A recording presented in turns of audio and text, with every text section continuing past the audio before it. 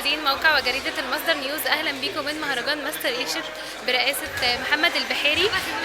المهرجان ده مهم جدا عشان بيدعم الشباب والمواهب، ومعانا أحد ضيوف المهرجان أستاذة أسماء. أهلا بيك. اهلا بيك. حابين تعرفي نفسك للجمهور؟ انا اسماء حسن، ممثله مسرحيه فويس اوفر، مذيعه راديو برنامج فضفضه.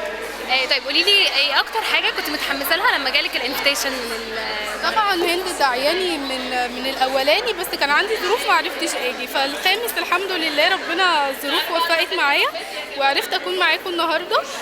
طبعا المهرجان جميل وكل حاجه فيه مبهجه كده. دي حقيقه، هو اصلا مهرجان بصراحه يعني ان شاء الله يبقى حدث دولي. طيب قولي لنا انت شايفه ايه مميز فيه؟ هو مميز فيه ان هو طبعا بيدعم كل حد بادئ حاجه جديده، وبيخلي فيه طاقه ايجابيه شويه، ان تحفيز وانك تبداي خطوات جديده وكده. دي حقيقه فعلا. طيب قولي لنا ايه اكتر حاجه شايفاها ان هي محتاجه تتطور شويه مثلا في المهرجان؟ في المهرجان هو انا شايفه كل حاجه جميله وكل حاجه، وكل حد بيطلع على الستيج بيقول كلمه واثق من نفسه وعارف هو بيقول ايه، وكل حد واخد فرصته كويس. تمام. حابين توجهي كلمه للاستاذ محمد البحيري؟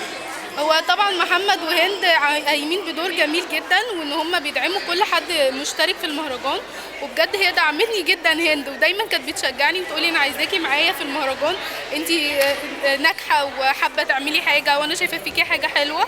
والحمد لله برنامج فضفضه مسمع مع الناس واخد وضعه شويه، وفي حلقات متسجله وفي حلقات مكتوبه وافكار كتيره جدا ان شاء الله تطلع للجمهور قريب جدا وربنا يسهل. طب حابين توجهي كلمه لموقع وجريده المصدر نيوز؟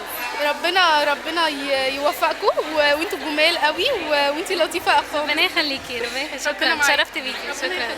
كانت معكم لميس خالد من موقع وجريده المصدر نيوز.